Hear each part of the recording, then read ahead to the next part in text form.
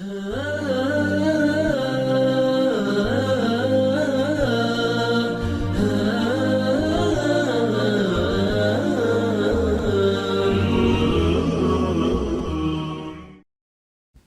الحمد لله نحمده ونستعينه ونستهديه ونستغفره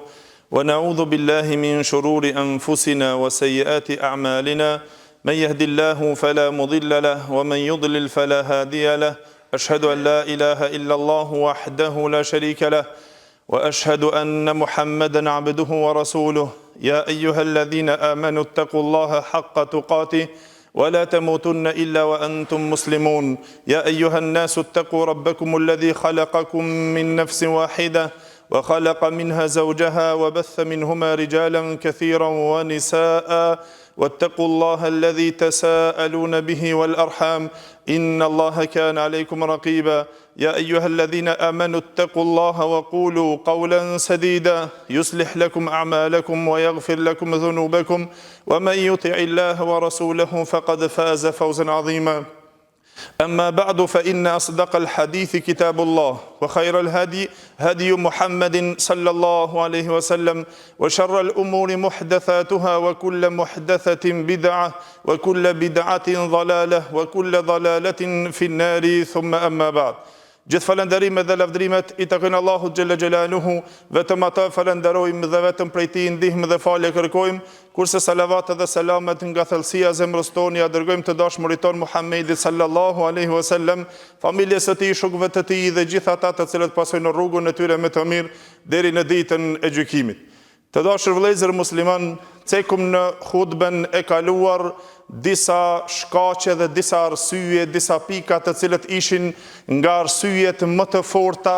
të cilët e mbajnë lidhjen e fortë dhe të madhe mes njëri tjetrit, pra dashurin, afërsin dhe miqësin. Gjithashtu, o vëllezër, dëshirojmë që të shtojmë edhe dy pika kryesore në këtë hutbe të shkurt sot me lejnë Allahu xhella xhelaluhu, të cilat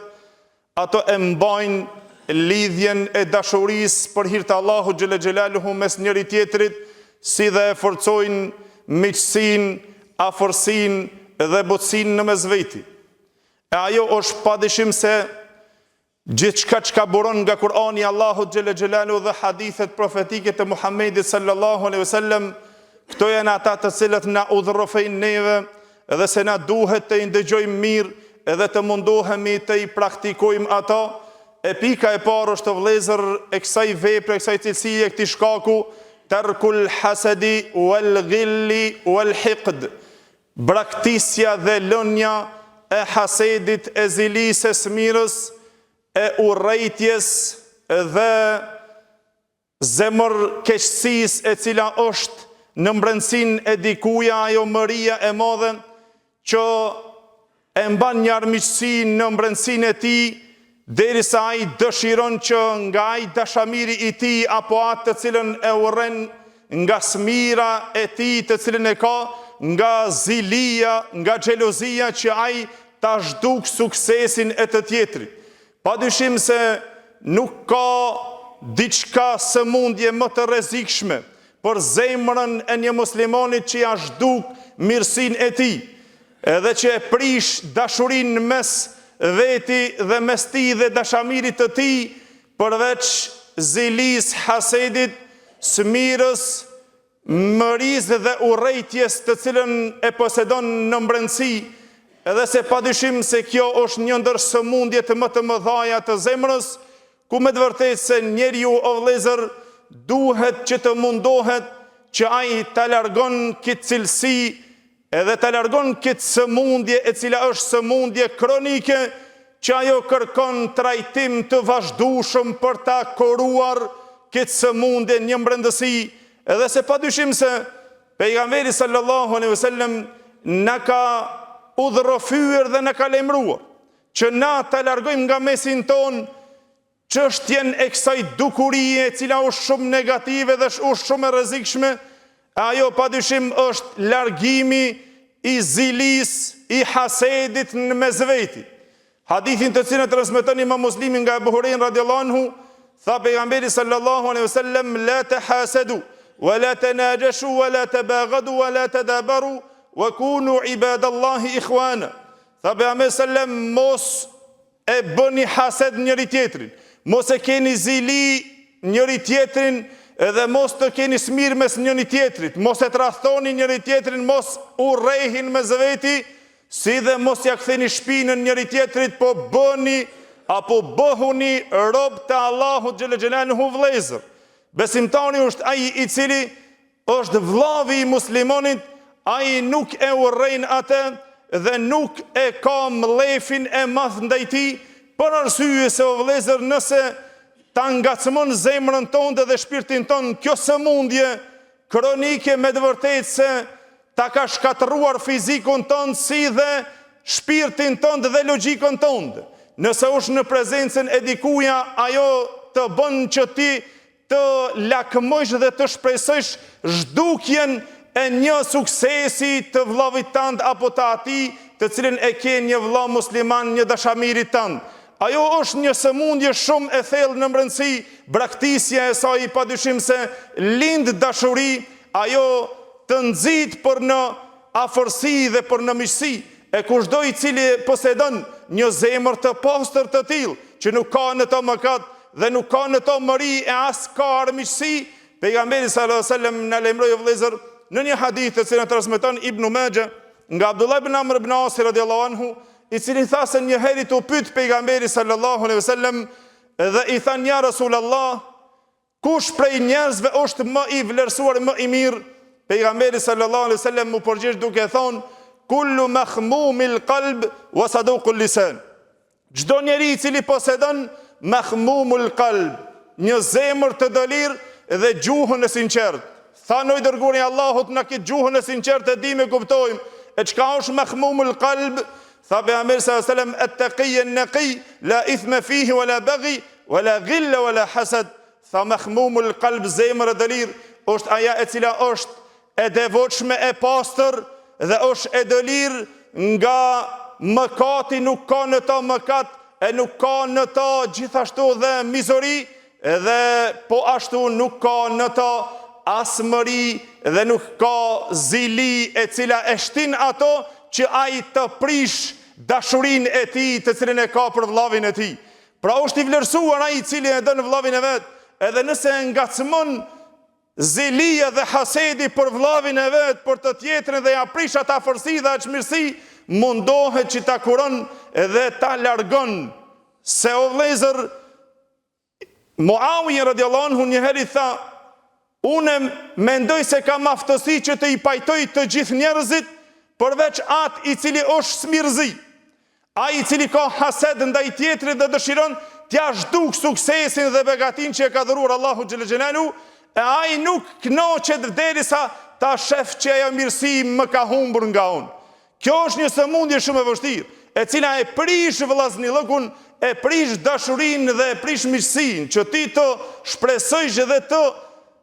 kesh dëshirën që të humb mirësia dhe suksesi i të tjetrit. E nëse na e kurojmë, me të vërtetë se arrim që të bëhemi nga robërit të livdruar që i livdrojnë Allahu xhel xhelalu, dhe na duhet që të jemi nga kjo pjesë ku Allahu xhel xhelalu tha në Kur'an, walladhina ja'u min ba'dihim yaquluna rabbana ighfir lana wa li ikhwanina alladhina sabaquna bil iman wa la taj'al fi qulubina ghillan lil ladhina amanu rabbana innaka ra'ufur rahim. Tha Allahu xhel xhelalu për ata robërit e mirë të cilët thanë që erdhën pas burrave të dashur të pejgamberit sallallahu alaihi wasallam, thanë ata të cilët erdhën pas tyre, o Zot na fal neve dhe vëllezërit tonë të cilët na paraprin në iman. Ata të cilët kaluan udhëzun më herët patën iman, na paraprin në iman, o Zot na fal neve dhe mos na bë mëri dhe mos na krijo të kemë mlef dhe të kemë zili ndaj atyre të cilët kanë besu. O Zot, ti je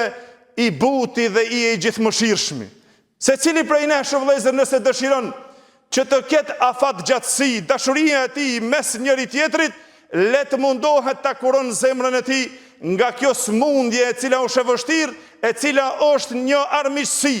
Hiqdi, o vëllezër, e kanë shpjeguar dietarët e gjuhës që e ka kuptimin mshehja e armiqësisë, e cila e ka një urrëtie të madhe, një armiqësi dikush në brendsinë e tij, por nuk e shfaq ato dhe pret momentin kur ta shfaq armiqsinë ndaj atij vllavit vet, derisa ai shpreson pastaj del në pa hasedi. Është njëra e cila del pastaj zilia, që dëshiron që t'ja humb atë vlerë dhe atë mirësi për të cilën Allahu xhelle xhelaluhu ja ka dhuruar atij. Pra nuk ngel dashuria dhe nuk vazhdon dashuria nëse nuk largohet smira, xhelozia nga zemra e jon. Lusim Allahun xhelle xhelaluhu që Allahu të na pastron dhe Allahu xhelle xhelaluhu zemrat tona të na i bashkon. Wa aqulu qawli hadha astaghfirullahi li wa lakum. Alhamdulillahi al-aliyyil a'la was salatu was salamu ala an-nabiyil mustafa sallallahu alaihi wa ala alihi wa sahbihi wa man walahu wa ba'd. Të nderuar vëllezër, pika e dytë, e cila është një ndër shkaqet kryesore e cila e mban lidhjen e dashurisë për hir të Allahut xhelle xhelaluhu mes njëri tjetrit, është el-afu wa at-tajawuzu an az-zallat.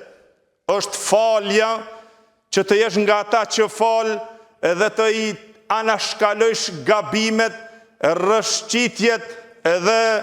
ato të cilat janë të këqija nga vllavi yt. Padyshim se nuk ka një lidhje, nuk ka një marrëdhënie në këtë botë, ke ajo familjare, ke ajo bashkëshortore, ke ajo dhe vllazërore, e cila nuk posedon dhe nuk është e lirë nga disa rrëshqitje, nga disa gabime në to. Por ajo e cila është më e madhja përmirësues, dhe ajo e cila e nxit dhe e kultivon atë dashuri, është, o vëllezër, falja dhe të i mshelish sy dhe ta kalojsh gabimet të cilat i bën. Ngel dashuria të ai person i cili fal shumë, vazhdon dashuria që të qëndron të ai njeri i cili i fal gabimet e të tjerëve. Por atë se Allahu xhelle xhelaluhu në Kur'an në ka urdhëruar dhe e urdhënoi të dashurin e tij që ai të vishet me petkun e këtij morali dhe të kësaj cilësie. Kur Allahu xhelle xhelaluhu urdhënon pejgamberin sallallahu alajhi wasallam në Kur'an, tha fasfahi safha al-jamil, tha ti fali ato me një falje të bukur. Tha fa'fu anhum wasfah inna Allah yuhibbul muhsinin. Ti fali ato dhe anashkaloj gabimet e tyre, ktheu nga gabimet e tyre për arsye se Allahu xhelle xhelaluhu i don ato bamirësit dhe ato të cilët falin. Allahu xhelle xhelaluhu në Kur'an i urdhënon dhe ata të cilët kanë besuar që ato të falin, kur tha në Kur'an wa an ta'fu aqrabu lit-taqwa. Nëse jeni që falni, është më afër devotshmërisë. Gjithashtu atyre të cilët kanë besuar, Allahu xhelle xhelaluhu ju drejtua në Kur'an duke thonë wa in ta'fu wa tasfahu wa taghfiru fa inna Allaha ghafurur rahim. Nëse jeni ju nga ata njerëzit të cilët falni dhe ju i anashkaloni ato gabimet e të tjerëve dhe ja u bëni halal dhe e fal ato, Allahu xhelle xhelaluhu është falsi dhe është mëshiruesi. Pra gjithë kjo, vëllezër, na jep neve të kuptojmë si musliman se njeriu me falje nuk arrit vetëm se krenari e asnjëherë nuk mposhtet. Pra të jesh nga ata të cilët e fal vllavin tënd për arsye se falja e ringjall përsëri dashurinë e humbur që e ke pas mes njëri tjetrit. E nëse je nga ata të cilët fal, ngel e vazhdueshme dashuria edhe ringjallet dashuria, lutim Allahun xhelle xhelalu që Allahu të na bën nga ata të cilët falim dhe ata të cilët e shërojmë smirën nga zemrat tona dhe nuk i kemi zili e as që i urrejmë dhe as që kemi mëri ndaj vëllezërve tonë. Lutim Allahun xhelle xhelalu që Allahu të fut dashurinë në zemrat tona e Allahu të i bashkon zemrat tona. Wa kullu qawli hadha astaghfirullahi li wa lakum wa aqimus salat.